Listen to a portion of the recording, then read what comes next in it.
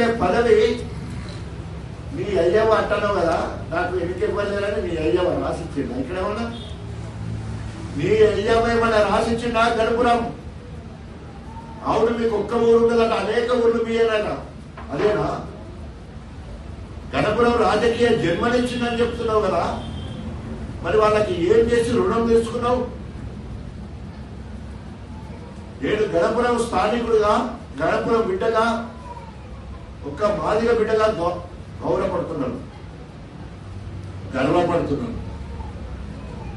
ఈరోజు గణపురం నా ఊరు, నా ఎస్సీ వాళ్ళ ఒక్క గుడిసెలేదు. ఇవాళ నా బుద్ధో నా భవిష్యత్ గణపురం నియోజకవర్గాన్ని రిజర్వాయర్ల హబ్ చేసిన, గణపురం వరకు ఉన్న రిజర్వాయర్లు రాజధాని వరకు తీసుకుపోయి 1.58 టీఎంసీ కెపాసిటీ వచ్చే విధంగా ఆనాడు ముఖ్యమంత్రి వైఎస్ రాజశేఖర రెడ్డి గారితో మాట్లాడిన. అప్పటి వరకు నా ధర్మసాగర్ అక్షరాపల్లె కాకుండా నవపేట ఉప్పుగల్లు రిజర్వాయర్లకు పునాదేసిన, చీటకూడూరు నుండి బొమ్మకూరు నుండి పై ప్రాంతం అంతా కూడా పారేటట్టు రీడిజైనింగ్ చేసి రిజర్వాయర్లు అక్కడ ఉన్న నీళ్లు మన దగ్గరకు వచ్చినట్టు చేసినాం.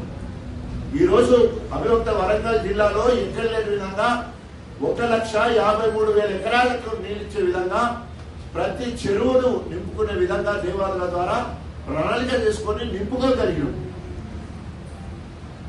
ఇవాళ వరంగల్ బిడ్డగా, కాకతీయ మెడికల్ కాలేజీ విద్యార్థిగా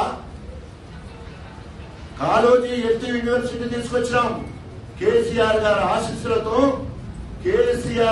ఆశీస్సులతో మరి ఒక